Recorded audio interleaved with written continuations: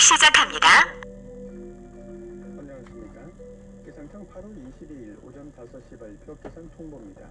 특보사항입니다. 서울과 경기 북부, 강원도, 경북 북부를 제외한 전국 대부분 지역에 폭염특보가 발효됩니다. 기상 현황입니다. 현재 전국이 대체로 흐린 가운데 경기도 성남과 광주, 백령도에서 비가 약하게 내리고 있습니다. 충청도와 전라도, 경남 지방에는 옅은 안개가 낀 곳이 많습니다. 현재 기온은 새벽 19.7도, 청주 26.7도로 전국이 19도에서 27도의 분포로 일부 지역에서 열대가 나타나는 곳이 있습니다. 현재 기온을 보면 인천 23.9도, 수원 25.9도, 북춘천 21.6도, 대전 26.3도, 광주 25.5도, 대구 24도, 부산 24.4도 나타내고 있습니다. 일기 경호입니다. 오늘 북쪽을 지나는 기압골의 영향을 받겠습니다. 서울, 경기도와 강원도 오전까지 비가 내리는 곳이 있겠습니다. 예상 강수량은 20에서 60mm고 강원도 남부는 5에서 40mm입니다. 대기 불안정으로 중부지방과 전라도, 경상도 내륙, 제주도 지방 아침부터 밤사이 소나기가 내리는 곳이 있겠고 강원 영서와 충청도, 전북과 경북 내륙 지역은 내일 아침까지 내리는 곳이 있겠습니다. 곳에 따라 돌풍이 불고 천둥, 번개가 치면서 강한 소나기가 내리며 국지적으로 호우특보가 발표될 가능성도 있습니다. 예상 강수량은 중서부와 전북, 경북 내륙, 제주도는 30에서 80, 전남과 경남 내륙은 10에서 60, 강원 동해안 5에서 30mm입니다. 낮 최고 기온 26도에서 34도의 분포로 어제보다는 낮아지겠지만 평년과 비슷하거나 조금 높겠습니다. 오늘 미세먼지 농도 전국적으로 보통으로 예상되지만 광주, 전북은 오전에 일시 나쁨 수준까지 오르겠습니다. 바다의 물결은 0.5 내지 2m로 일겠습니다. 서해상에는 안개가 낀 곳이 있겠고 돌풍과 함께 천둥, 번개가 친 곳이 있겠습니다. 7일까지 남해안은 모레까지 천문조로 바닷물 높이가 높은 기간입니다. 해안가 저시대는 만조대 침수 피해 유의하시기 바랍니다. 내일은 고기압 가장자리에 들어 전국적으로 가끔 구름 맞겠습니다. 아침 기온 21도에서 25도, 낮 기온 27도에서 34도가 예상입니다.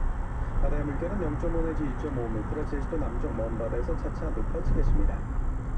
모레도 전국적으로 가끔 구름 많이 끼겠습니다. 모레 바다의 물결은 제주도 남쪽 먼바다에서 3 내지 5m로 매우 높게 일겠습니다. 모레 제주도와 남해안에는 너울에 의한 매우 높은 파도가 해안도로나 방파제를 넘는 곳이 있겠습니다. 해안가 안전사고에 유의하시기 바랍니다. 다음 주의 날씨는 대만 부근에 있는 열대저하부가 태풍으로 발달할지 우리나라로 향할지 여부에 따라 변동 가능성이 큽니다. 발표되는 기상정보를 계속 참고하시기 바랍니다. 각 지방의 오늘 날씨입니다. 서울, 경기도 오전까지 비가 오는 것이 있겠고 오후부터 밤 사이에는 소나기가 오는 것이 있겠습니다. 최고 기온은 서울과 수원 29도, 인천 28도가 예상입니다. 강원도 오전까지 곳에 따라 비가 내리겠고 오후부터 밤 사이에는 중남부 지역에서 소나기 오는 것이 있겠습니다. 최고 기온 춘천 29도, 대권령 25도, 강릉 28도가 예상입니다. 충청남북도 아침부터 밤사이 소나기가 오는 것이 있겠습니다. 최고 기온은 청주, 대전 31도, 충주, 세종 30도가 예상입니다. 전라남북도 오전부터 밤사이 소나기가 오는 것이 있겠습니다. 최고 기온은 전주 30도, 군산 29도, 광주, 목포 31도가 예상입니다.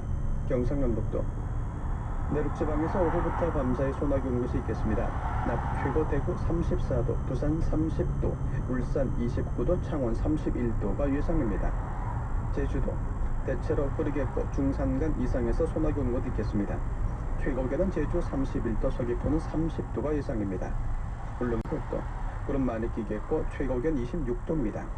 서해 5도 아침까지 비가 내리겠고 낮 최고 기온 26도가 예상입니다. 이 예보의 담당은 기상청 이시우 예보관입니다. 서울지방 현재 기온 24.2도, 습도 84%입니다. KBS 기상통보 전금배입니다.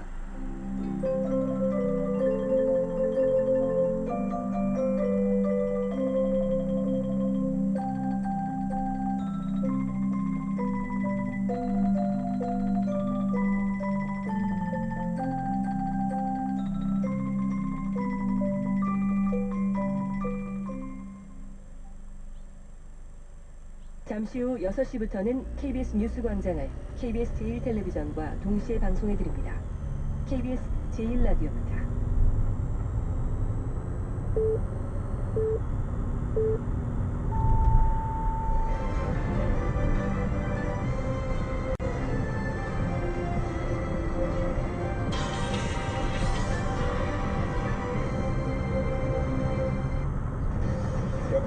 거부해왔던 사랑제일교회를 경찰이 오늘 새벽까지 압수수색해 교인 명단 등을 확보했습니다. 전광훈 목사는 한국기독교총연합회 대표회장에서 물러나겠다고 밝혔습니다. 코로나19 신규 확진자가 300명을 넘어선 가운데 정부는 이번 주말이 고비라며 확산세가 꺾이지 않으면 거리두기 3단계 격상을 검토하겠다고 밝혔습니다. 전남 나주의 물놀이장에서 추가 확진자가 나와 비상이 걸렸습니다. 앞서 이곳을 방문했다고 했던 확진자는 광복절 집회에 다녀온 것으로 확인됐습니다. 미국 캘리포니아 산불이 계속 번지면서 5명이 숨지고 6만 명이 대피했습니다. 코로나19 확산 우려에 대피소를 찾는 데에도 어려움을 겪고 있습니다. 주말인 오늘은 전국이 대체로 흐린 가운데 중부지방을 중심으로 비가 오겠습니다. 내륙에 소나기가 오는 곳도 있겠습니다. 여러분 안녕하십니까? 코로나19 KBS 통합뉴스광장 시작합니다. 역학조사를 거부하며 버텼던 사랑제일교회에 대해 경찰이 압수수색을 벌였습니다. 방역당국이 교인 명단을 확보한 가운데 전광훈 목사는 한국기독교총연합회 대표직에서 물러나기로 했습니다. 첫 소식 김지숙 기자입니다. 서울지방경찰청 지능범죄수사대가 서울 성북구 사랑제일교회에 대해 압수수색을 했습니다. 압수수색은 어젯밤 8시 45분부터 오늘 새벽 1시쯤까지 4시간여에 걸쳐 진행됐습니다. 경찰은 사랑제일교회 교인 명단 등을 확보한 걸로 전해졌습니다. 경찰은 확보한 자료가 실제 교인 명단인지 또 방역당국에 제공한 정보와 같은지 분석할 방침입니다. 앞서 서울시는 사랑제일교회 관계자들을 역학조사를 거부 방해한 혐의로 경찰에 고발했습니다. 이틀 전 교회 측이 넘긴 교인 명단과 실제가 다르다고 보고 명단 확보 역학조사에 나섰지만 교인들 반발로 밤샘 대치 끝에 철수. 서울시와 중앙방역대책본부 등은 압수수색 뒤 곧바로 교회 측의 동의를 받아 역학조사에 들어갔습니다. 방역당국은 교인과 소모임 참석자 명단을 입수해 기존의 교회가 낸 자료와 비교 대조할 계획이라고 밝혔습니다. 저희 역학조사는 방역을 위한 역학조사입니다. 그래서 명단과 그다음에 어디에 참석했는 시간 이런 것들이 중요한 자료들을 교회 측은 어제 기자회견을 열고 자신들이 정부로부터 탄압받고 있다고 주장했습니다. 흑색 선전에 열을 올리고 있습니다. 마구잡이로 검사를 강요하여 확진자 수를 늘려 국민들의 집회 자유를 억압하고 미약하는 자들이 누구입니까? 전광훈 목사는 어젯밤 유튜브 방송을 통해 한국기독교총연합회 대표회장직을 감당하기에 너무 힘들다며 물러나겠다고 밝혔습니다. KBS 뉴스 김지숙입니다. 코로나19 신규 확진자가 300명을 넘어섰습니다. 주말을 앞두고 방역당국에 비상이 걸렸는데요. 이 확산세가 주말 이후에도 계속되면 사회적 거리두기 3단계를 검토해야 하는 상황입니다. 취재기자 전화로 연결하겠습니다. 최준혁 기자, 신규 확진자 소식부터 전해주시죠. 네, 어제 0시 기준 코로나19 신규 확진자가 지난 14일 세 자릿수를 기록한 이후 처음으로 300명을 넘었습니다. 코로나19 신규 확진자는 324명입니다. 신규 확진자 82%가 수도권에서 발생했는데요. 제주도를 제외한 16개 시도에서 모두 신규 확진자가 나왔습니다. 정부는 이번 주말을 고비로 보고 있는데요. 정은경 중앙방역대책본부장은 어제 브리핑에서 코로나19 확산세가 지속적으로 유지된다면 사회적 거리두기 3단계 격상도 검토해야 하는 상황이라고 밝혔습니다. 네, 교회와 집회 관련 확진자가 이어지고 있는 것도 영향을 줬을 텐데요. 지금 서울 상황은 어떻습니까? 네, 서울시에서는 어제 106명이 코로나19 추가 확진 판정을 받아 확진자 수가 모두 2,727명으로 집계입니다. 서울시에 따르면 성북구 사랑제일교회 관련 18명이 추가 확진 판정을 받아 누적 450명이 됐고요. 광복절 광화문 집회와 관련해선 서울에서 7명이 추가 확진돼 지금까지 관련 확진자는 33명으로 늘었습니다. 용인시 우리제일교회 관련해 1명이 늘어 58명, 여의도 순복음교회 관련 9명이 추가 확진돼 모두 13명으로 집계됐습니다. 어제 확진 판정을 받은 환자 가운데 26명은 경로를 조사 중으로 지금까지 서울시 확진자 가운데 감염 경로가 확인되지 않은 사례는 364명으로 늘었습니다. 네, 최 기자, 지금 수도권에서는 온라인 예배만 가능한데 일부 대면 예배 가능성도 제기되고 있다면서요? 네, 정부는 수도권 밖의 수련원이나 기도원 등을 활용한 대면 예배 움직임이 있다고 보고 있습니다. 교회가 아닌 학교나 직장 등에서 대면 예배를 보는 사례도 일부 확인했다고 밝혔습니다. 정세균 국무총리는 각 지자체의 관련 사례를 점검하고 필요한 조치를 해줄 것을 지시했습니다. 다만 비대면 허용됨에 따라 중소교회들은 기술적 인프라를 갖추는 데 어려움을 겪고 있다는 지적에 따라 정부 차원에서 온라인 종교 활동을 지원하기로 했습니다. 촬영이나 송출에 대한 기술적 방법을 안내하고 통신 환경도 지원할 계획입니다. EBS 같은 주요 교육 사이트에 접속할 땐 데이터 요금을 부과하지 않는 조치를 당초 이달까지 해서 연말까지 연장하기로 했습니다. 지금까지 사회부에서 KBS 뉴스 최준혁입니다. 확진자가 급증하는 서울에서는 10명 이상 집회가 전면 금지되는 등 한층 강화된 방역 대책이 시행됐습니다. 다만 경로를 알 수 없는 감염 사례가 크게 늘고 있다는 점이 걱정거리입니다. 최문정 기자입니다. 광화문 광장에 집회를 금지한다는 안내문이 빼곡히 달렸습니다. 어제 신고된 집회는 40건, 대부분 10명 이상 모이는 집회였지만 실제로 열린 집회는 없었습니다.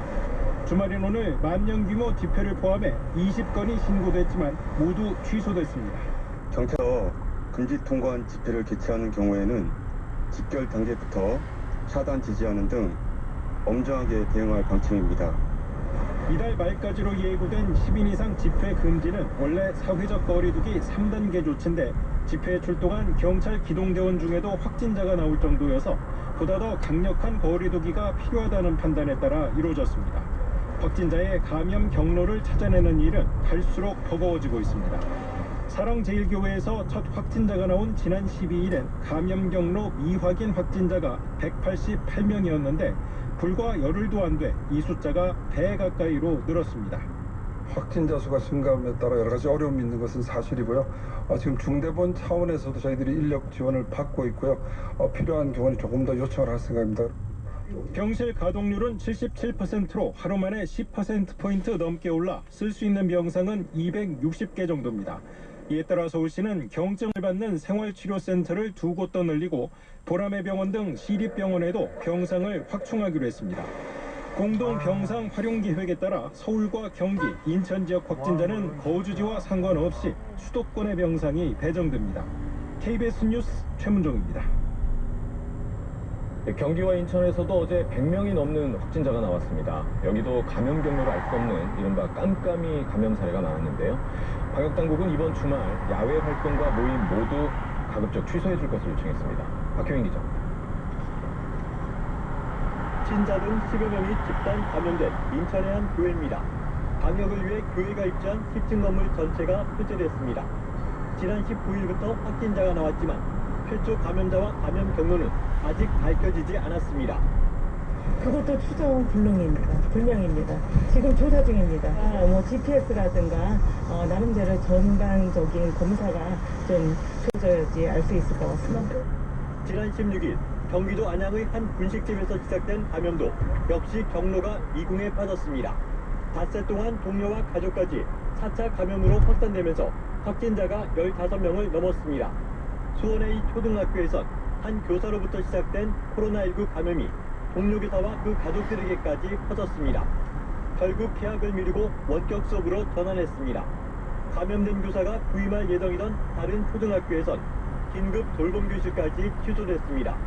경기도와 인천시가 어제 발표한 확진자 124명 가운데 이 같은 깜깜이 감염은 27명으로 22%나 됩니다.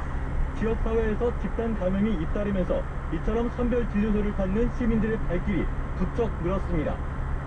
감염 경로를 모르는 집단 감염이 잇따르면서 주민들의 불안감은 더 커지고 있습니다. 내 때는 바이러스도 세고니와 또 병문이 안 되니까 몹시도 불안해요. 중앙방역대책본부는 이번 주말이 2차 감염 확산의 중대한 고비로 보고 모임과 행사 여행을 연기하거나 취소하고 집에 머무를 것을 강력히 요청했습니다. KBS 뉴스 박균입니다. 광주와 전남 지역에선 어제 하루 18명의 신규 확진자가 나왔습니다. 특히 대전 확진자 일가족이 다녀간 나주의 물놀이장 관련 확진자가 3명이 나오면서 방역당국에 비상이 걸렸습니다. 보도에 손준수 기자입니다. 전남 나주에 있는 물놀이설인 중흥 골드스파 리조트입니다. 대전 지역 확진자 일가족이 이곳을 찾은 건 지난 17일. 가스난 물놀이장에 간 이용객 수백여 명이 다녀간 지 사흘 만에 연간 확진자 3명이 나왔습니다. 광주시는 지난 20일 1차 검사에서 양성 판정을 받은 뒤 2차 검사에서 음성이 나와 판정을 보류했던 접촉자 3명을 어젯밤 최종 확진 판정했다고 밝혔습니다.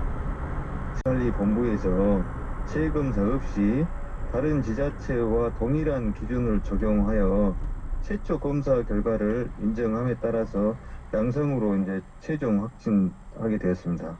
광주에서는 또 어젯밤 감염 경로가 밝혀지지 않은 3명과 유흥업소발 확진자 1명, 광화문 집회 관련 확진자 1명이 추가됐습니다. 특히 광화문 집회 관련 확진자는 어제 오전에 확진 판정을 받은 광화문 집회 참가자 A씨와 접촉한 것으로 확인됐습니다. A씨는 애초 나주 중흥 골드스파 리조트를 다녀왔다고 방역당국에 진술했지만 거짓인 것으로 드러났습니다. 방역당국은 역학조사 결과 A씨가 지난 15일 서울 광화문 집회에 참석한 것으로 확인됐다고 밝혔습니다. 광주에서는 이 밖에도 해외 입국자 2명까지 어제 하루만 11명의 확진자가 나왔습니다. 전남 지역에서도 어젯밤 순천과 진도에서 신규 확진자가 각각 1명씩 나오는 등 어제 하루 7명이 추가됐습니다. 이에 따라 전라남도는 오늘부터 사회적 거리두기를 2단계로 격상하고 방역수칙을 준수해달라고 강조했습니다. KBS 뉴스 손준수입니다. 서울 집회와 교회 관련 감염이 전국적으로 늘고 있는 가운데 대구에서도 감염 경로를 모르는 이른바 깜깜이 환자가 생겨나고 있어 우려가 커지고 있습니다. 이한희 기자입니다. 대구 중구의 한 실내 포장마차. 이곳을 운영하는 수성구 거주 60대 남성이 코로나19에 확진됐습니다. 이 남성은 최근 2주 이내에 서울 등 수도권을 다녀온 적이 없습니다. 때문에 지난 15일 처음 근육통 증세를 느낀 이후로도 단순 감기 몸살로 생각하고 닷새 동안 손님들을 맞았습니다. 감염 경로를 모르는 이른바 깜깜이 환자로 추가 감염이 얼마나 있을지도 예상할 수 없습니다. 지역에서 43일 동안에 확진자가 발생하지 않았기 때문에 지역 감염원이 아니고 서울발 감염원으로 추정됩니다. 대구에서 44일 만에 지역 감염이 발생한 지난 16일 이후 확진자는 19명으로 이 가운데 2명이 깜깜이 환자입니다. 전국 평균인 14%보다는 낮지만 사회적 거리두기 2단계 격상 기준인 5%보다는 2배나 높은 비율입니다. 수도권뿐만 아니라 모든 국민들께서는 2단계 사회적 거리두기 국민 행동 지침을 준수해 주실 것을 요청을 드립니다. 서울 집회, 교회발 확진자의 2차 감염에다 경로를 모르는 환자까지. 바이러스의 확산세가 방역당국의 관리 범위를 넘어서는 기로에 섰습니다. KBS 뉴스 이한입니다. 지금 경기 일부 지역에는 비가 내리고 있는데요. 오전까지 수도권과 강원 지역에는 천둥, 번개를 동반한 요란한 비가 내리겠습니다. 비의 양은 5에서 많게는 60mm 정도가 예상됩니다. 비가 내리지 않는 지역에서는 폭염이 되고 있는데요. 충청과 남부지방을 중심으로 지금 폭염특보가 내려져 있습니다. 그래도 어제보다는 폭염특보가 완화됐습니다. 오늘 한낮에 대구가 34도, 대전과 광주 31도로 어제와 기온이 비슷하거나 1도에서 3도 정도 기온이 낮겠습니다. 이렇게 폭염이 이어지다가 오후부터 밤 사이에는 강한 소나기 소식이 들어 있습니다. 지속적으로 남서풍이 불어오고 있는데 이 남서풍이 북쪽의 찬 공기와 만나면서 대기가 매우 불안정해지겠습니다. 그래서 강한 소나기 구름이 발달할 텐데요. 비의 양이 5에서 최고 80mm 정도로 양이 꽤 많습니다. 갑작스럽게 쏟아지는 비 때문에 피해 없도록 각별히 유의하셔야겠습니다.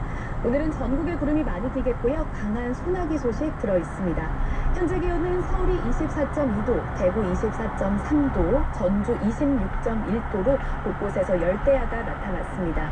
한낮에는 서울이 29도, 강릉 28도에 머물겠고요. 대전과 청주가 31도, 대구 34도, 부산도 30도까지 오르면서 오늘도 30도 안팎의 무더위는 계속되겠습니다. 바다의 물결은 모든 해상에서 비교적 잔잔하겠지만 서해안과 남해안 저지대에서는 침수 피해에 유의하셔야겠고요. 서해상에는 오늘 천둥, 번개를 동반한 비가 내리겠습니다. 날씨 정보 전해드렸습니다. 지금까지 KBS 뉴스 광장을 1TV와 동시에 들으셨습니다.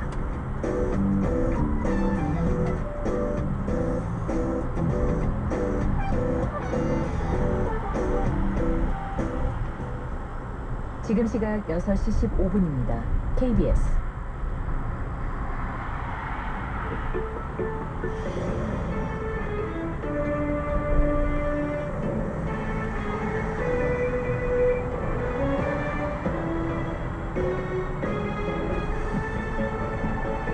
아침 일라디오 지난 장마에 피해 입은 논밭을 돌봐야 하는데 농기계마저 물이 들어차서 일일이 손으로 작업하시는 분들 많으실 겁니다.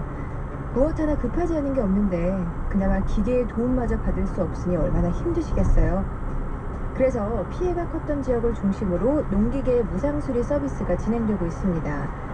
이미 수리가 진행된 단양군을 비롯해서 충북 음성군의 경우 다음 달 2일까지 침수 피해 농기계 무상 순회 수리를 진행하고요. 충주, 영동, 진주 등에서도 농가를 돕기 위한 농기계 수리 서비스가 진행 중이라고 합니다. 도움이 필요하신 분들은 가까운 농업기술센터에 문의해 보시면 좋을 것 같아요. 피해 지역의 복구 작업이 더 이상의 어려움 없이 순조롭고 빠르게 진행될 수 있길 바라면서 8월 22일 토요일 오늘 아침 라디오 시작하겠습니다. 저는 아나운서 이선영입니다.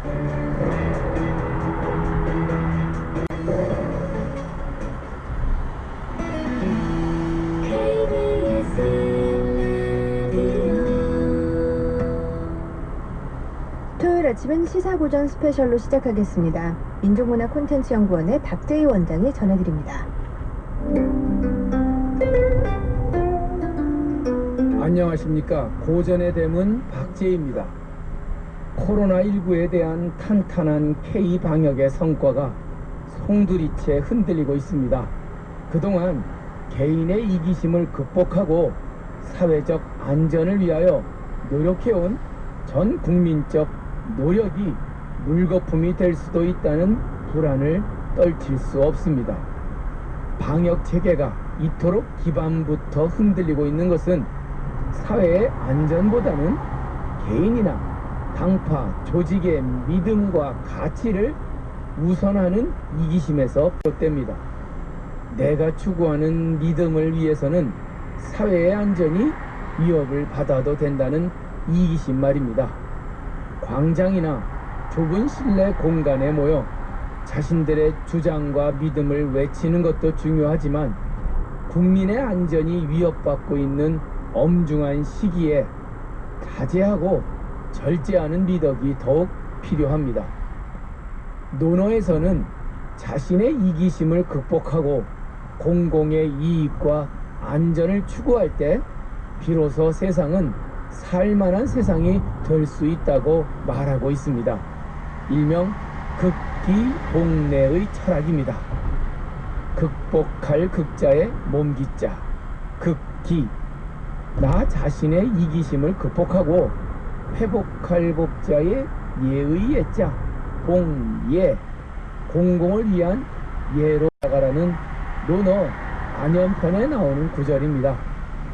요즘은 극기라는 말이 극기훈련 등과 같이 나의 육체적인 고통을 이겨낸다는 의미로 자주 사용하고 있지만 논어에서는 그와는 좀 다른 의미로 사용하고 있습니다. 극기는 내 이기심을 극복하고 자제하여 사회의 안전과 이익을 위해 봉사한다는 뜻입니다. 논어 안연편에 보면 공자와 그의 수제자였던 안연과의 대화 속에 극기복내라는 말이 보입니다. 하루는 안연이 공자에게 어질 인자, 사랑이 무엇인지 물었습니다. 선생님, 그토록 강조하시는 인, 사랑이란 무엇입니까? 공자는 안연의 질문에 극기복내가 사랑의 근본이라고 대답합니다. 극기복내 위인이니라. 나 자신의 이기심을 극복하고 타인의 안녕을 위해 사는 삶을 사랑의 실천이라고 한다. 일일 극기복내면 천하 귀인언이니라. 단 하루만이라도 나의 이기심을 참고 타인을 위한 삶을 산다면 세상은 사랑이 가득한 그런 세상이 될 것이다. 위인유기인이 이유이노제야. 사랑의 실천은 나의 작은 희생으로부터 시작되는 것이니 타인에게 먼저 희생을 강요하지 말라. 논어에 나오는 수많은 공자와 제자들의 대화 가운데 제가 참 좋아하는 문장입니다. 공자의 수제자였던 아내는 어느 날 결심하고 공자가 그토록 강조하는 어질인자, 사랑에 대하여 공자에게 스승인 공자는 자기 희생을 통하여 사회의 사랑을 실천하는 것이 인이다라고 대답하였던 것입니다. 이기적인 나를 버리고 이타적 사랑을 실천하라는 논어의 극기복례 철학은 사랑이 어떤 가치보다 제일 중요한 가치라는 기독교의 말씀과 닮아 있습니다. 어떤 믿음도 사랑보다 우선할 수 없다는 성경의 말씀은 개인의 가치보다 사회의 안전과 평화가 더욱 중요하다는 것입니다. 극기복례에서 극복해야 할 극기의 나는 이기적인 나입니다. 코로나19가 확산 기로에 있는 엄중한 시절에 남을 위해서 답답하지만 마스크를 끼는 것이 극기복례 사랑의 실천이며, 남들이 보지 않는 곳에서 타인의 건강을 위해 나의 편리함을 과감하게 포기하는 것이 사랑의 실천입니다. 코로나19가 더욱 기승을 부리고 긴 장마 끝에 수마가 핥히고 지나간 자리에는 진흙과 쓰레기, 한숨만이 가득합니다. 불확실한 미래의 경제 상황은 우리의 마음을 더욱 움츠리게 하고 있습니다. 모두 함께 힘을 합치고 서로를 위해 양보해도 살아가기 녹록지 않은 그런 세상입니다. 이렇게 힘든 세상에 내 주장만 옳다고 상대방의 안전을 위협하면서 침을 튀기며 주장한다면 어느 누구도 그 말에 귀 기울여 줄 사람은 없을 것입니다. 일일 극기 복내면 천하 귀인언이니라. 단 하루만이라도 나의 이기심을 버리고 주변을 돌아보고 사랑을 실천한다면 세상은 사랑이 가득한 그런 세상이 될 것이다. 장마가 끝나고 무더위가 더욱 기승을 부리는 요즘, 다시 한번 깊이 가슴에 새겨봅니다.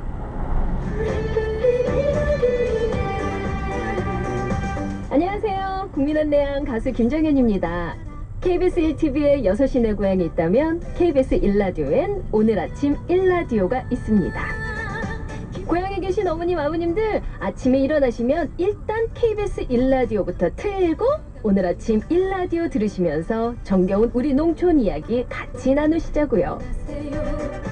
국민안내양 김정현이 응원하는 오늘 아침 1라디오 많이 많이 사랑해주세요. 손뼉 치면서 흥겨운게 노래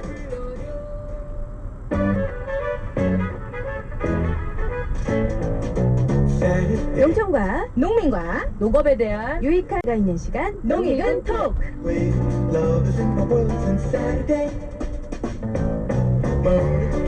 오늘 아침 일라디오 토요일을 밝게 빛내주시는 두 분 소개합니다. 농민의 딸 농촌사회학자 정은정 연구원, 그리고 귀농인의 딸 코미디언 서평가 남정미 씨 두 분 어서 오세요. 안녕하세요. 아, 농민의 딸, 귀농인의 딸, 과수원집 딸내미 이렇게 2주 만에 저희가 다시 모였습니다. 맞습니다. 네, 정말 너무나 길었던 장마가 지나고 이제 폭염이 찾아왔는데요. 네. 더위에 코로나에 많이 지치지 않았는지 어떻게 이겨내고 계신가요? 정말 아이고 참 이 와중에 다 또 철칙 지키시면서 또 생활하시는 분들 덕분에 또 힘 얻게 되고, 의료진도 너무 고생 많이 하시고, 우리 경찰 분들 어떻게 하십니까 진짜. 네. 예, 그래도 해 나가야죠, 하나둘씩. 네. 그렇죠? 예. 저도 걱정입니다. 아이들 개학이 얼마 남지 않았는데 이번에 방학이 되게 짧았거든요. 2학기에도 무사히 개학 못할 것 같아요. 퐁당퐁당 개학이라고 그러잖아요. 네. 좀 아쉽습니다. 이러다 학창시절이 없을까봐 계속 걱정이에요. 그러니까요. 저는 저희 아이가 5살이라 어린이집을 지금 현재로서는 보내지 않고 부모님의 도움을 얻어서 가정보육을 하고 있는데, 초등학교 1학년들은 그 말씀하신 퐁당퐁당 계약 때문에 이게 학교에 간 건지 만 건지 학생이 된 건지 아닌지 걱정이 많더라고요. 네, 어쨌든 네. 근데 그 와중에 또 이제 물 들어가지고 농기계가 잠기셔서 또 이렇게 또 하시는 또 우리 어르신들 생각하면 또 속상합니다. 네. 코로나에 뭐 이 수해 복구 작업에 한창일 분들 생각하면은 작은 불편함 뭐 이런 더위는 불평할 수 없겠다는 생각도 해요. 예.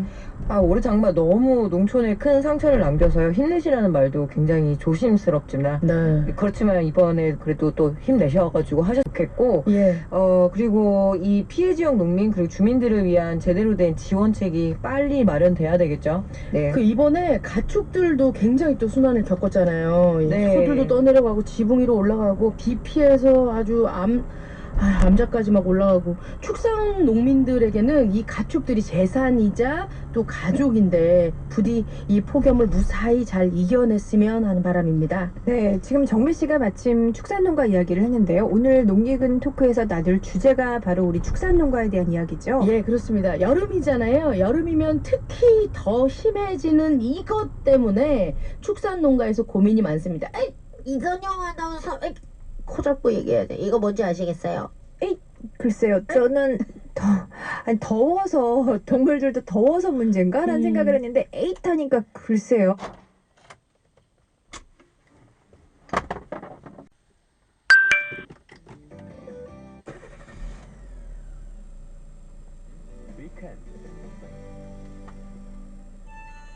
이번 순서는 마음이 자라는 교실입니다. 초등교육 전문가 유석초등학교 김성호 선생님과 오늘은 초등학생들의 철학교육에 대한 이야기 나눠보겠습니다. 안녕하십니까? 반갑습니다. 네, 반갑습니다. 요즘은 어린이 철학책도 꽤 많고 또 철학 교실 같은 어린이 철학 수업도 꽤 있던데 철학 어린이들에게는 좀 어렵지 않은가요? 네, 엄밀히 말하면 아이들은 이미 철학자고요. 단지 어른들이 철학하는 아이들을 가만히 놔두지 않을 뿐인데요. 사실 아이들은 스스로 철학적인 질문을 자주 합니다. 이제 교육학자들이나 심리학자들이 말하는데요. 초등식이 훨씬 이전의 아이들도 직관적으로 철학적인 질문을 던진다고 합니다. 어떤 질문이 철학적인 질문일까요? 네, 4-5살 정도만 돼도 이런 질문을 하죠. 엄마, 죽는 게 뭐야?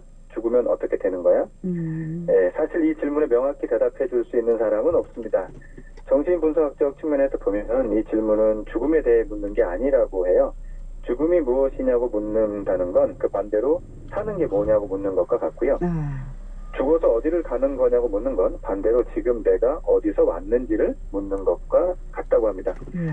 누군가 그런 것들을 궁금해하라고 가르친 적이 없지만 아이들은 묻고 있고요. 문제는 그러한 질문들에 어떻게 다가가야 하는지 어른들이 모른다는 겁니다. 그리고 관심도 별로 없어요. 부모의 관심은 한글을 읽게 하고 영어를 듣게 하고 이제 수학학 숙제를 푸는 데 있는데요. 아이들이 본능적으로 철학적 사고를 하려 하는데 그 과정이 초반부터 많이 막혀버리고 있습니다. 네. 그래요. 참 이런 질문을 받으면 난감한데 아이고 공부나 열심히 하면 좋을 텐데 이런 생각을 하거든요. 철학을 가르쳐야 하는 뭐 철학적인 사고를 계속 하도록 이렇게 권장해야 하는 이유 있을 것 같네요. 예, 그 세상을 움직이고 뭐 나라를 바꾸고 우리 주변을 변화시키는 첫 번째 시작은 의심인데요. 그 의심이 의식의 전환을 가져오고 그 의식의 전환이 환경이나 삶의 스타일, 더 나아가서 뭐 제도나 법, 시스템을 변화하는 원동력이 되었습니다. 그래서 의심하는 사고가 중요합니다. 옛날 양반들은 그들이 부리는 종, 이제 상놈들이 글자를 배우는 걸 원하지 않았습니다. 글을 배우고 깨우쳐서 그들이 왜 우리는 평생 종으로 살아야 하는지를 의심하기 시작하면 안 되었기 때문인데요. 그냥 아무런 의심 없이 그냥 그렇게 태어난 대로 죽을 때까지 있어 주어야 양반들과 종이 있는 그 사회 시스템이 그대로 잘 유지될 수 있었죠. 이렇게 말씀드릴 수 있습니다. 누구든 철학하지 않으면 지금의 상황에 안주한 채로 어쩌면 노예로 살고 있는 겁니다. 우리 아이들이 평생 그렇게 살기를 원하지 않고요. 이것이 철학을 가르치고 배워야 하는 이유라고 말씀드릴 수 있습니다. 네. 꼭 필요한 일인데 그러면 어린이들에게 철학을 하도록 하는 일 어떻게 시작하면 좋을까요? 네, 아이들에게 철학 교육을 할 때 맨 처음 알려줄 것은 의심해도 돼입니다. 그 어떤 것이든 의심해도 나쁜 것이 아니라는 사실을 자연스럽게 알게 해주는 건데요. 보통 우리는 의심을 부정적으로 보고 믿는 것을 긍정적으로 가르쳐왔어요. 예, 이는 철학 교육과는 상충합니다. 기본적으로 철학은 수많은 질문을 통해 이루어지고요. 그 질문의 기초가 되는 것이 바로 의심입니다. 초등 시기에 의심하는 생각을 자주 접할수록 철학적 사고에 더욱 근접하게 해주고요. 의심하는 생각을 말로 표현하면 왜가 됩니다. 그리고 정말이라는 표현들이 있습니다. 아, 왜 정말 이제 이런 말을 어린이들이 쓸 수 있도록 뭐 권장을 해줘야 되는데 실제로는 이렇게 물어보면 왜 그런데 맞아? 이렇게 물어보면 참 난감하고요. 잘 모르고 어떻게 대응을 해야 될지 또 귀찮기도 해요. 네, 맞습니다. 효녀 심청의 이야기를 예로 들어서 한번 말씀을 드릴게요. 아이들과 이제 그런 책을 읽고 이야기를 나눠보는 겁니다. 그냥 책을 읽고 끝내시지 마시고 이런 거죠. 심청이가 아버지의 눈을 뜨게 하기 위해서 인당곳에 몸을 던졌습니다. 결론은 심청의 효성을 본받아야 한다는 내용이에요. 이때 의심하는 생각은 이런 것들입니다. 심청이가 바다에 몸을 던진 뒤에 아버지가 눈을 뜨면 그 아버지는 정말 행복할까? 만약 아버지가 눈을 뜨고 심청이가 스스로 몸을 던진 걸 안다면 슬퍼하지 않았을까? 그렇다면 그걸 효라고 이야기할 수 있을까? 등의 의심들을 자연스럽게 해볼 수 있는 기회를 주는 거고요. 여기서 이제 중요한 게 있습니다.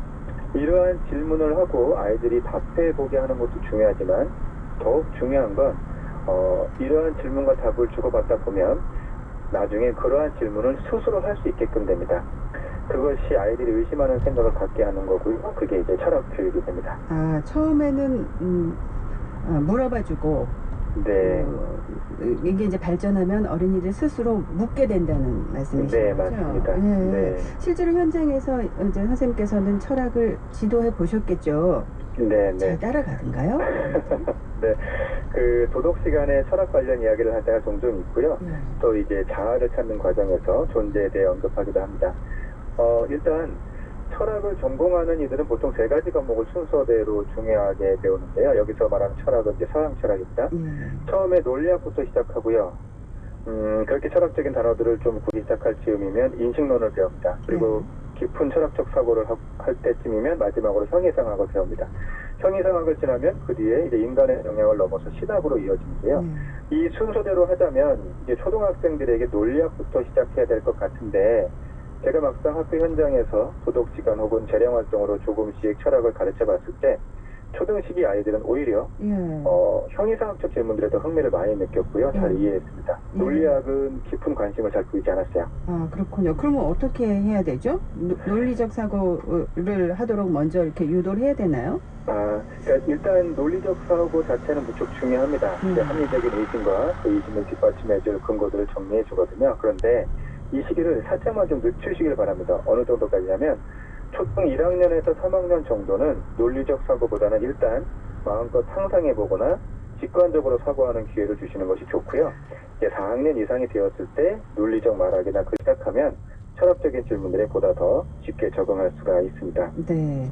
사실 이제 글쓰기는 최근 들어서 더 강조가 되고 있는데 어릴 때 이렇게 글쓰기를 잘 배워두면 이거 평생 가는 자산이 되지 않을까 싶어요. 네, 맞습니다. 그 중에서 이제 철학적 사고에 좋은 글쓰기 방법이 하나 있는데요. 뭐냐면 글쓰기를 할 때 줄거리를 요약하는 연습에 멈추면 안 됩니다. 보통은 책을 읽고 내용을 요약한 것을 적게 하고 마지막에 감상 정도를 쓰게 합니다. 독후감 보통 그렇게 쓰죠. 네. 이거는 이제 철학적인 글쓰기와는 약간 거리가 멀고요. 그 내용을 줄이는 연습만 하고 있는 거죠. 철학은 내용 안에 오류가 있는지 없는지 살피고 그 오류를 바탕으로 합리적인 의심을 하는 과정이 필요합니다. 책을 읽고 독후감 쓰기를 할 때 궁금하거나 이상하다고 느낀 것 혹은 이해가 되지 않는 것들을 위주로 적게 합니다. 에 대한 대답은 몰라도 돼요. 읽은 책에 대해 합리적 의심을 하고 그 의심들을 질문으로 바꾸어서 독후감에 적게 하면 아주 좋은 철학 노트, 철학적 글쓰기가 됩니다. 아, 그렇군요.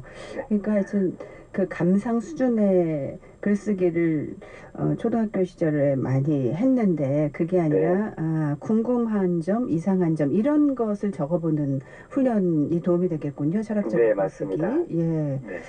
그 대학에 들어가면 이제 보통 철학을 배우는데 철학 과목이 있는데 뭐 철학자와 관련한 이야기들 많이 듣고 배우거든요. 초등학생들에게도 이게 유효할까요? 그러니까 아이들에게 이제 이런 이야기를 해보겠습니다. 이제 고대 자연 철학자부터 시작해서 소크라테스, 플라톤, 아리스토텔레스, 뭐 헬레니즘 시대, 뭐 에피쿠로스, 토아파, 뭐 중세 교구 철학, 스콜라 철학 이렇게 큰 줄기만 일단 얘기해도 아이들은 벌써 매우 낯설어하고요. 자칫 철을 또 하나의 암기 교과처럼 만들어버립니다. 예, 그렇게 시작하는 순간 차라리 철학 수업을 안 하느니만 못한 일이 벌어지는데요. 그보다는 앞에서 언급드린 대로 철학적인 질문들을 스스로 해보고 또 답해보는 활동이 훨씬 더 효과적입니다. 네. 근데 선생님께서야 이제 오랫동안 교육 현장에서 지도를 해보셨으니까 뭐 쉽사리 하시겠지만 이 곤충들도 생명이 있는데 곤충이 지닌 생명의 가치는 어느 정도일까 등의 질문을 던지는 거죠.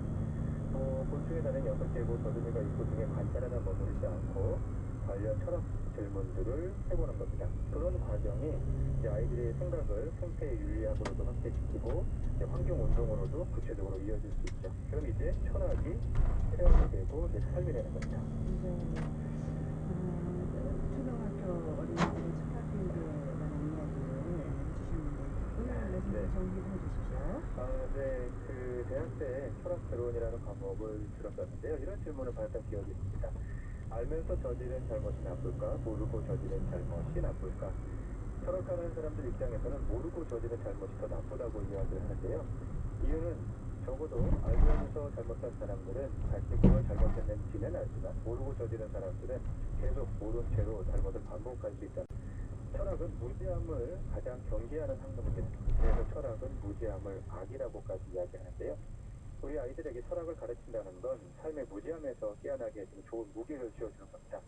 우리 아이들이 자신의 세계를 이끌어갈 시기가 되었을 때 무지함에서 오는 악을 저지르지 않도록 꼭 철학적 사고를 갖추기를 희망해 봅니다. 앞서 선생님께서 어린이들은 이미 철학자다. 단지 어른들이 철학하는 아이들을 가만 놔두지 않을 뿐이다. 이런 말씀 저는 이게 제일 가슴에 와닿았어요. 오늘 말씀 고맙습니다. 네, 감사합니다.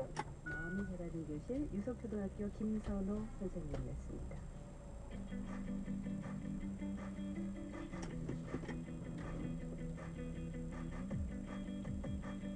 당신의 주말을 함께합니다.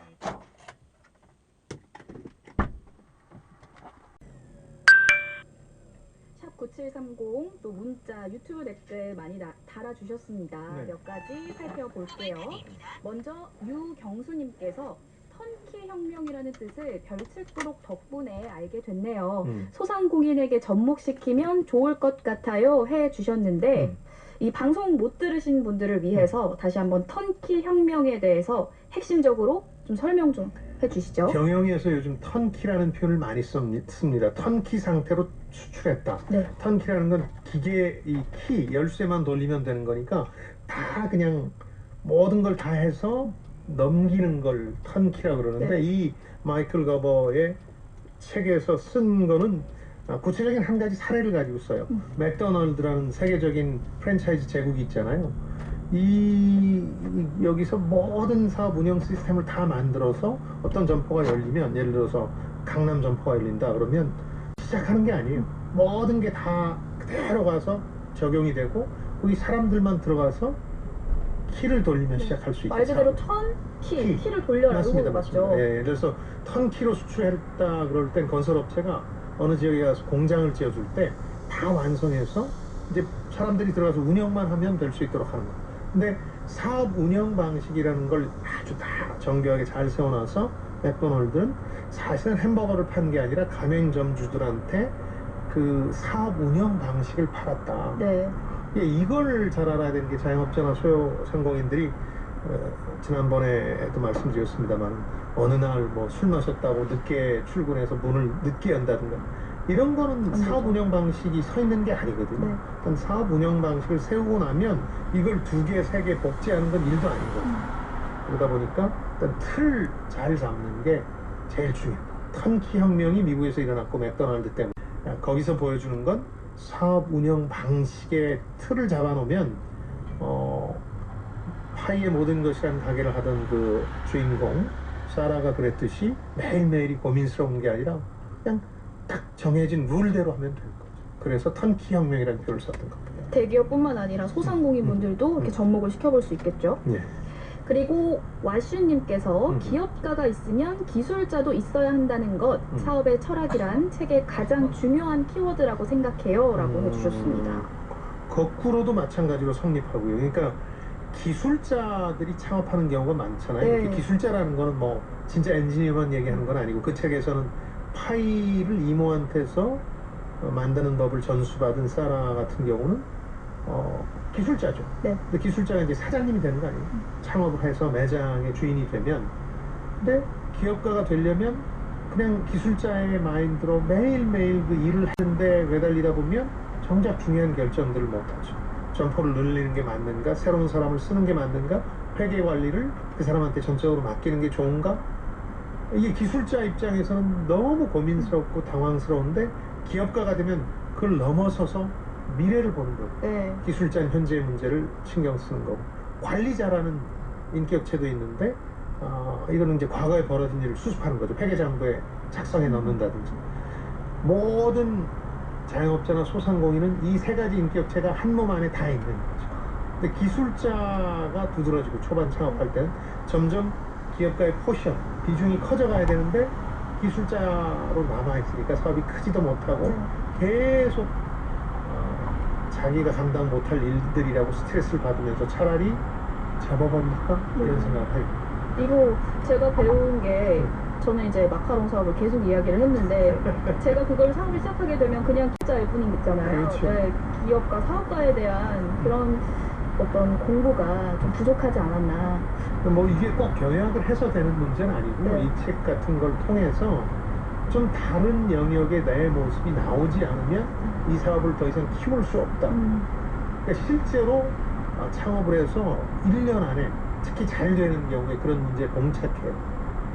뭐 즐겁던 일이 스트레스 받기 시작하고 돈은 좀 만지는 것 같은데 그래서 아예 매각해버리거나 폐업해버리는 분들도 주변에서 많이 봤거든요. 그거는 기업가라는 새로운 인격체가 나와야 되는데 그게 나오지 않게 되는 거고 기술자라는 인격체가 계속 눌러요 나오는 막 당장 하던 고민만 하게 되고 이렇게 생각해 보는 거죠. 그 파이의 모든 것이라는 점포를 냈던 사라처럼 이걸 7년 안에 내가 4개로 늘려서 $100만 매각하고 이 일을 즐거울 정도까지만 가지고 그만둔다. 이런 것들이 사업가의 감각이거든요. 이런 게 나온 거죠. 그렇게 하도록 유도하는 거죠, 이 책. 다음 장승은님께서도 10년 전에 남편과 둘이 작은 가게를 열었는데 네. 폭삭 망했습니다. 관리와 기술, 기업 세 가지 모두 엉성했기 때문인 것 같아요. 기업가 소질이 없는 겁쟁이지만 성실한 관리자로서의 장점이 있으니 균형을 잘 잡아야겠습니다. 그렇죠. 그리고 그 당시에 학습을 하시면서 이 장승은님은 이 책이 얘기하고자 하는 바를 깨우친 거예요, 사실. 그러니까 엄청난 자산을 얻어서 괜찮을 겁니다. 다시 하면 조용원님께서 동네에 작은 빵집이 있습니다. 1년 365일 한 번도 쉬는 걸 본 적이 없습니다. 정해진 시간에 오픈하고 문을 닫죠. 처음에는 고전하더니 지금은 자리를 잡았습니다. 그렇죠. 이 기본이라는 게 뭔가 이 책이 그 기본을 얘기하려고 하는 거거든요. 그러니까 내가 지금 기술자로서 혹은 관리자로서 고민하는 것들이 있을 거예요. 빵을 어떻게 하면 더 잘 만들까? 혹은 뭐 회계장부는 어떻게 작성해야 더 효과적일까? 이건 기술자와 관리자로서 지금 고민하는 건데 이게 기본의 전부는 아닌 거죠. 그 단계를 넘어서면 그럼 이 빵집을 넓힐까? 매장 배치를 바꿀까? 이런 것들이 기업가들이 결정해야 될 일이거든요. 그리고 그걸 통해서 결과를 얻으면서 성공하잖아요. 그러면 기업가다운 면모가 조금 더 나타나고 자신감을 얻은 사람이 사업을 더 벌리게 됩니다. 네. 그래서 조그만 소기업이 대기업으로 커가는 거예요. 처음부터 큰 기업이었던 곳은 없어요. 마이클 거버의 사업 철학, 이거는 소기업, 소상공인으로부터 출발한 기업가들에게 큰 도움이 되는 책이었습니다. 오늘 소개된 모든 분들께 커피 쿠폰 보내드립니다. 성공예감 홈페이지 선물방에 연락처 남겨주세요. 이어서 오늘의 주제로 넘어갑니다. 이풀기 토크. 네, 오늘 읽어볼 책은요. 브래드 글로서머니스 피크 재팬입니다. 피크 재팬. 일단 제목부터가 좀 심상치 않고요. 그렇죠. 예. 이게 피크 재팬이라는 게 딱 봤을 때 정점 뭐 이런 거잖아요. 맞아요, 휴가철에 이번 주 사람들이 피크입니다. 피크 요렇게는 그렇죠. 용어로 써본 것 같은데 그렇죠. 정확하게 어떤 뜻일까요? 잘 보셨어요. 이게 피크라는 게 뭐 꼭대기나 상투라는 뜻이잖아요. 네. 그러니까 부제를 보면 마지막 정점을 찍은 일본 이렇게 돼 있잖아요. 근데 영어 표현이 훨씬 더 이제 정확할 텐데 피크 재팬 다음에 The End of Great Ambitions, 위대한 야망의 종말. 일본이 가지고 있는 막 한때 군국주의로 치닫기도 했던 세계 제패의 꿈이, 물론 2차 대전 후에는 경제 대국의 꿈이 있었죠. 그걸 통해서 정치 외교 대국의 꿈을 갖고 있었는데 그게 몰락하고 있다. 정점을 찍었다. 네. 그런 얘기입니다. 뭐 일본 그러니까 기분 좋아하실 일은 아니고요. 그 이유를 설명한 게 납득이 돼야 될 텐데 네. 이 책이 가장 납득이 되는 책 같아요. 최근에 뭐 친한파라고 해야 될 짐 로저스 같은 투자 전문가들도 일본은 쇠망 중이고 한국은 어찌됐든 변화 중이다 이런 얘기를 하고 있는데 그런 맥락하고 같습니다. 근데 상당히 여러 가지 의미심장한 해석들이 많아요. 원래는 2011년에 일본에 이른바 미증유의 대참사가 벌어지잖아요. 후쿠시마 사태가 벌어지는데 후쿠시마 대참사 직후에 이 저자가 일본 통인데 이런 책을 써봐라 하는 제안을 받았던 것 같아요.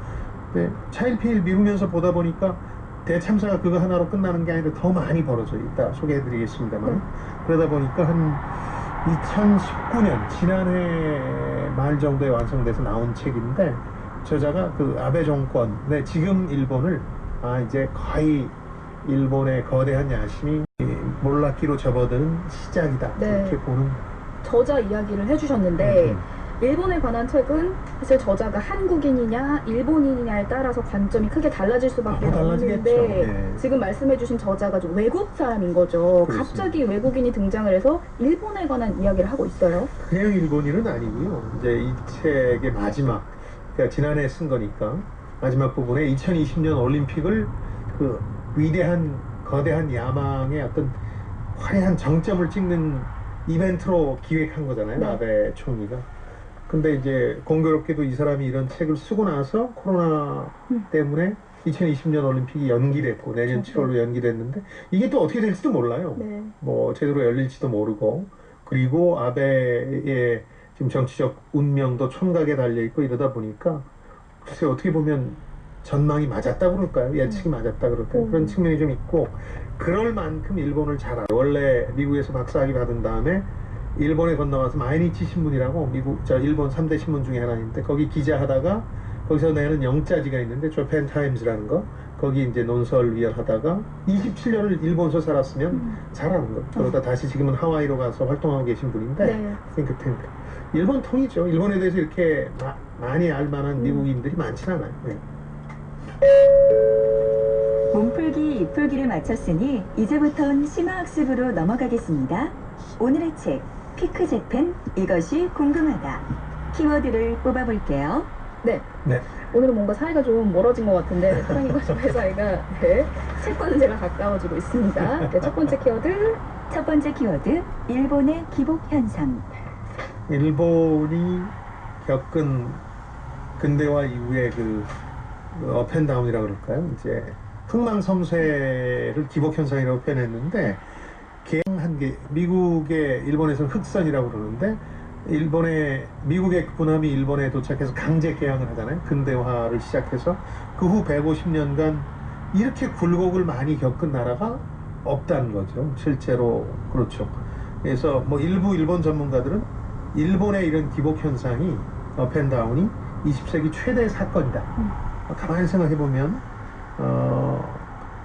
2000년대 전까지 일본은 미국을 바짝 쫓아서 패전국에서 세계 제2의 경제대국이다. 네. 엄청난 기적 같은 일이에요. 우리는 뭐 한강의 기적이라고 해서 우리가 이룬 성과만 자부합니다만 거꾸로 일본을 생각해보면 더 그렇겠죠. 대단하죠. 잿더미 위에서 세계 2위가 된 거예요. 네. 경제대국으로.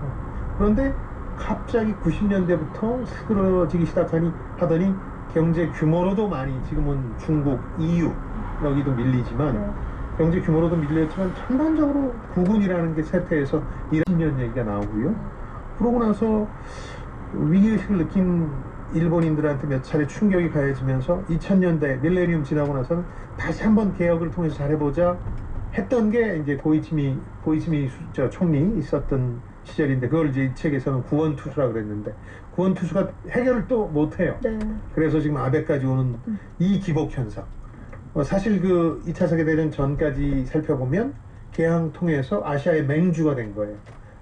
강제로 개항을 했지만 근대화를 메이지 유신을 통해서 받아들이면서 아시아의 식민지를 거느리는 맹주로 떠올랐다가 미국의 혹은 연합국에 참패당해서 잿더미가 됐고, 이게 다시 경제대국으로 일어서는 이 과정들이 상당히 드라마틱하죠. 20세기 최대 사건이라고 부를 만한 일들의 연속이었던 거죠. 네, 1980년대까지 세계 최강 미국을 위협하던 일본 경제였는데 몰락을 그렇죠. 했습니다. 네. 책을 처음 읽기 시작하면 일본의 상황이 그야말로 피크 재팬이다, 정점을 찍었다. 그렇다면은 왜 붕괴가 된 건지 궁금해지잖아요. 그런데 그렇죠. 책에서는 거품이 그냥 붕괴됐다고만 이야기를 하는데 정확하게 그 이유가 무엇일까요? 이 책의 주제가 아니어서 이거는 좀 간단하게 넘어갔는데 본론이 아닌 거죠. 네. 근데 경제에서는 이게 굉장히 중요하고 아직도 결론을 내리진 못했어요. 일본이 왜 이렇게 거품이 4배까지 치솟았다 한순간에 터져서 다시 원상복귀됐을까. 그런데 그냥 제가 정리를 해보자면 이렇습니다. 일본이 전후에 제조업 중심으로 고도 성장을 합니다. 1960년대 고도 성장을 하다가 올림픽을 통해서 국제무대에 데뷔했고 아시아의 맹주로 자리를 잡게 됐고, 그 시점을 넘어서면서 독일을 앞질러요. 근데 이러다 보니까 어떤 그 폐해가 생겼는데 뭐냐면 약간 그 정부가 주도하는 경제 성장책, 산업정책이라고 부르는데, 이걸 통해서 하다 보니까 다른 선진국들이 불만이 많아졌어요. 엔화 가치를 많이 떨어뜨려서 억지로 수출을 많이 한다든지. 그래서 1985년에 일본 경제 한참 잘 나가서 미국 막 앞지른다 그럴 때 뉴욕에 있는 플라자 호텔에 모여요, 선진국 재무장관들이. 그래서 합의를 하는데 뭘 하냐면 엔화 가치가 너무 낮아서 일본 제품만 팔리니까 엔화 가치를 올리자 하는 플라자 합의라는 유명한 합의를 합니다. 이걸 통해서 일본 엔화의 가치가 많이 뛰어요. 많게는 한 3배까지 뛰는데, 그러다 보니까 수출은 어느 정도 견제가 됐는데 어떤 문제가 생기냐면 일본 돈의 가치가 엄청 뛴 거 아닙니까? 네. 국내에서는 돈이 막 풍부해지는 양상이, 돈을 막 새로 찍어내는 거랑 비슷하니까요. 가치가 뛰니까. 돈이 풍부해지니까 요즘 우리가 경험하는 것처럼 주식, 부동산 같은 게 막 뛰잖아요. 주식이 3배, 부동산이 3배, 4배까지 막 뛰었거든요. 그리고 또 엔화라는 이런 가치가 세지니까 일본 사람들이 해외여행 가서 팡팡 쓰는 거예요. 일본 기업들은 해외 자산들, 부동산 막 사들여서, 소니라는 회사가 헐리우드 영화사 컬럼비아 픽처스라는 데를 사들였고, 뉴욕 맨하탄의 금싸라기 땅인 락펠러 센터라는 데를 일본 기업들이 사들여요. 네. 그 일본 돈 엔화 가치가 오르면서 거품이 많이 끼는 거죠. 그런데 어떤 실물이 뒷받침되지 않는 통합 행착이라는 건 반드시 거품이 꺼지는 형태로 찾아오거든요. 그게 90년대 들어서면서 꺼지기 시작해서 거의 원래 상태로 복귀하는 동안 경제가 완전히 망가진 거죠. 어떻게 망가지냐면 금융기관, 그 주식 부동산 폭락하니까 자기가 가진 재산들이 줄기 시작하고, 네. 국민도 그렇죠. 자살률이 제일 높았던 것도 이 시절이었죠. 90년대. 그러면서 2015년경까지 일본 경제는 수축을, 침체를 거듭하는데 이때를 잃어버린 20년이다. 근데 이제 정확히는 한 15년쯤 됐죠. 정확히는 15년. 네, 근데 그냥 잃어버린 20년이다. 이렇게 이 책에서도 그 표현은 거듭 등장하죠. 네네. 네. 그전에는 사실 일본 경제에 대해서 이렇게 자세하게 들여다볼 기회가 저한테는 없었던 것 같은데, 네.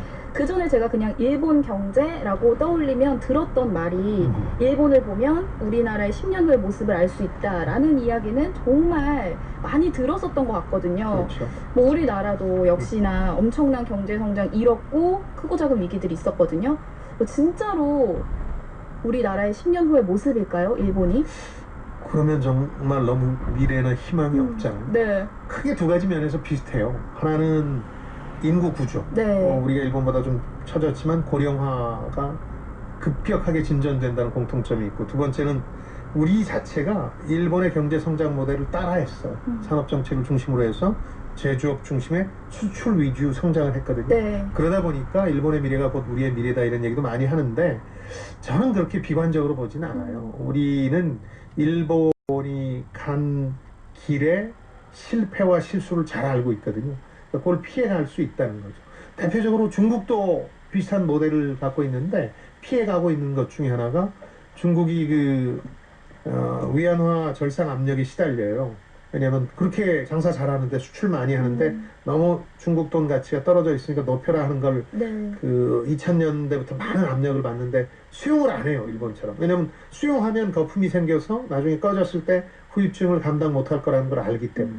일본의 몰락은 그 발자국을 선명하게 주변 국가들한테 보여준다는 점에서 우리는 반면교사로 삼아야 되는 거죠. 그래서 피할 수 있어요. 다음 키워드로 넘어가 볼까요? 조금은 안심이 되네요. 네, 두 번째 키워드는요. 두 번째 키워드, 리먼 쇼크. 그러니까 이 책의 구성은 일본 정치경, 외교 혹은 문화에 미친 쇼크를 중심으로 설명을 하고 있어요. 그게 이제 일본을 피크에서 끌어내리고 있다 그런 얘기인데, 첫 번째가 이제 잘 아시는 리먼 쇼크, 리먼 브러더스라는 미국의 5대 투자은행이 몰락하면서 벌어졌던 2008년 글로벌 금융위기를 비롯해요. 우리나라도 이제 타격을 받았으니까 이 리먼 쇼크로 일본 경제가 어려워지는 걸 분석하고 있는데, 리먼 쇼크 외에 지속적으로 벌어진 게 2008년 글로벌 금융위기라는 리먼 쇼크, 그 다음에 정치 쇼크라 그래서 자민당이 참패하고 민주당이 들어서서 3년간 실험을 해요. 2009년부터 12년까지. 이때 얘기가 등장하고, 이것도 정치에 굉장한 쇼크를 줬다는 거고, 그 다음 중일 갈등이 그 후에 2010년경 벌어지는데 센가쿠 열도 분쟁이라고 국내에도 많이 소개가 됐죠. 이걸 센가쿠 쇼크라 그래서 중일 갈등을 또 했고, 이 세 가지 충격 이후에 동일본 대지진이라는, 이 책에서는 삼중재난이라는 표현을 쓰고 있는데, 이 엄청난 쇼크가 와서 일본인들이 그야말로 정신을 못 차린 거죠. 연달아 큰 펀치 4개를 맞으면서 이 4가지 쇼크로 정리를 하는 거거든요. 근데 이 글로벌 금융위기를 뜻하는 리먼 쇼크의 경우에는 일본에 특히 더 큰 영향을 미쳤던 것 같아요. 왜냐하면 일본이 잃어버린 15년, 20년을 겪으면서 이제 좀 살아날 만할 무렵에 이게 닥쳤거든요. 그러면서 총체적으로 일본의 성장 모델을 재검토해야 되는 거 아니냐. 제조업 수출 중심의 성장 모델, 이런 것들이 계속 고집하기 힘들어진 거거든요. 왜냐하면 특히 더 안 좋았던 게 미국의 부동산 시장을 중심으로 자산 거품이 확 빠졌는데, 금융기관들이 부실화됐는데, 일본의 은행들이 많이 외국 자산이라든가 이런 것들 가지고 있었는데, 그 잃어버린 20년 때문에 어려워지다가 큰 펀치를 한꺼번에 맞으니까 더 어려워진 거예요. 그래서 일본이 거의 구제불능일 정도로 금융적으로는, 금융상으로는 타격을 받게 되는데, 이때 그래서 일본에서 이런 경제 위기를 이렇게 진단하기 시작해요. 뭐냐면 이게 일시적인 사이클의 문제가 아니다. 그리고 전 세계가 다 겪는 고통하고 고통의 일부만도 아니다. 일본 특유의 그 고질병에다가 이 외부의 충격이 더해지면서 일본은 이제 대형 수술 없이는 살아날 수 없다. 이런 위기의식이 싹 트게 되죠. 이런 표현이 책에 등장하는데, 번영과 권력을 어떻게 거머쥐어야 하는지 보여줬던 세계적인 모델, 이게 일본 모델이죠. 이게 지금은 장기적인 슬럼프에 처했을 뿐만 아니라 달아날 수도 없는 어떤 쇠퇴의 함정에 빠져 있다. 그걸 자각하게 된 게 글로벌 금융위기였다. 뭐 우린 그 정도는 아니었거든요. 우리도 그때 증시도 어려웠고 그러긴 했습니다만 외환위기 경험이 있었기 때문에 외환보유고도 늘어나고 그래서 잠깐의 충격으로 멈췄는데, 일본은 보다 더 근본적인 충격을 받았다는 거죠. 그러니까 2008년 글로벌 금융위기 때문에 힘들어진 게 일본뿐만이 아니잖아요. 우리나라도 힘들었고. 그런데 왜 유독 일본이 버티기 힘들었었던 건지, 애초에 경제 구조적으로 문제가 있었던 건가요? 그렇죠. 일본이 잃어버린 15년 혹은 20년을 통해서 워낙 허약해져 있었거든요. 근데 다행인 건 그 잃어버린 20년을 극복하자, 구조개혁이 필요하다 그래서 아까 말씀드렸던 2000년대 초반, 21세기 들어서면서 바로 아주 아웃사이더 성격이 강한 고이즈미 주니치로라는 총리를 이제 맡거든요. 소방관 역할을 하겠다, 구원투수 역할을 하겠다 그러면서 개혁을 하려고 해요. 심지어는 1955년부터 사실상 일당 지배를 해온 자민당 내부 수술까지 해요. 그래서 일본도 기대가 컸고, 저희들도 기자 시절에 코이즈미가 일본을 되살릴지 모른다는 그런 관찰자적인 시점을 갖고 있었던 적이 있었거든요. 근데 갑자기 글로벌 금융위기가 오면서 고질병이 경제적으로 있던 차에 오면서 그냥 그 모든 구조개혁 노력이 수포로 돌아가 버려요. 고이즈미 주니치로는 당시로서는 물론 굉장히 긴 5년간 집권하지만 낙마하게 되고, 자민당은 도로 자민당으로 돌아가면서 일본의 구조개혁 노력이 그야말로 무산된 거죠. 그래서 더 아팠다. 일본인들의 열망이었던 대수술이 실패로 돌아갔기 때문에 더 아픈 위기였던 거죠. 다음 키워드 살펴볼게요. 네, 다음 세 번째 키워드는요. 세 번째 키워드 정치 쇼크. 아까 자민당이 1955년 이후에 일당 지배를 해왔다 그러는데 한두 차례 잠깐 일탈한 적이 있습니다. 자민당이 워낙 부패하고 변화를 거부하니까 사회주의 계열 정당이 한번 들어선 적도 있었고, 가장 길게 이른바 자민당 일당 지배 반기를 들어서 성공했던 건 민주당이 2000년대 후반에서 2010년대 초반까지 집권했던 기간이에요. 그때는 일본 내에서 굉장한 기대가 있었어요. 세계적으로도 이거 별나네. 한 정당이 실질적으로 뭐 독재는 아니지만 지배해서 그 안에서 파벌끼리 권력을 분점하는 구조에서 국민들이 지쳤다 이제. 그러면서 민주당을 지지했던 역사적인 사건이 벌어진 거죠. 3년 집권했는데 민주당은 자민당 이탈파들이 중심이 되긴 했지만 뭔가 새로운 변화를 추구하고 뭔가를 이뤄낼 거라고 봤는데 의외로 무능력한 면을 드러내서 도로 자민당으로 가서 이제는 오히려 더 이른바 정권 교체라는 게 어려워진 상황이 된 거죠. 자민당 일당 지배가 더 길어질 가능성이 높은 거죠. 그래서 미국이라든가 다른 선진국처럼 양당이 강해서 뭐 우리도 그렇습니다만 이렇게 경쟁하고 선의의 정책 경쟁을 하는 그런 구도가 될 거라는 기대가 사라져버렸어요. 민주당의 실패 때문에. 이걸 이 책에서는 정치 쇼크라고 부르고 있거든요. 정치적으로 어떤 선진화된 양당 구조를 도입할 기회를 잃게 되는 거죠. 물론 이런 얘기를 일본인들은 싫어합니다. 자민당 일당 지배지만 아주 민주주의가 극도로 발전한 단계라고 자기들은 믿고 싶어하는 거죠. 근데 요즘 보면 아무리 아베가 못해도 스캔들에 시달리고 각종 무능력을 드러내도 교체할 대안이 없다는 게 얼마나 안 좋은 건가를 일본인들 스스로도 좀 느끼고 있을 거예요.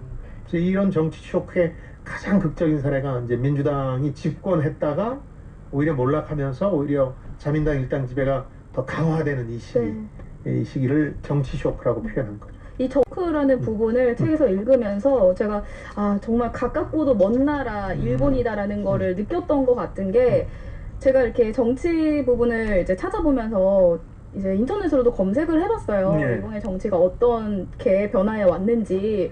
그런데 신기한 게 투표가 우리나라에서는 사실 후보자를 이렇게 프린트해가지고 도장을 찍는 방식이잖아요. 그렇죠. 제가 처음 알았거든요. 일본에서는 직접 수기로 이렇게 써서 투표를 하더라고요. 그래서 와, 이렇게 일본이랑 우리나라랑 이렇게 다른 점이 많구나. 특히나 일본이라는 선진국에서 한 정당이 50년 이상 집권한다는 게 독재는 아니잖아요. 그런데 이게 말이 되는 현상인지 신기하더라고요. 칭찬과 비난이 동시에 공존하는 게 일본 민주주의 시스템인데 중국처럼 일당 독재는 아니죠. 중국은 일당 독재죠. 요즘 뭐 홍콩에 대해서 하는 것도 그렇고 그냥 밀어붙이는 건데, 일본은 그런 건 아니에요. 그런데 싱가포르처럼 번영을 위해서 민주주의 제도의 상당 부분을 포기했다고 말할 수는 있을 것 같아요. 싱가포르는 세계에서 가장 잘 사는 도시국가 중에 하나지만 완전히 민주화됐느냐에 대해서는 의문의 여지가 많잖아요. 워낙 규제 같은 것들도 많고. 근데 일본도 한때 일본 경제 전성기 시절에 80년대에는 일본 국민한테 여론조사를 하면 95%가 세계사에 이런 유례는 없어요. 중산층이라고 자신을 믿었거든요. 뭐 우리나라 지금 조사하면 글쎄 40% 나올까요? 뭐 그런 상황인데, 그런 번영 때문에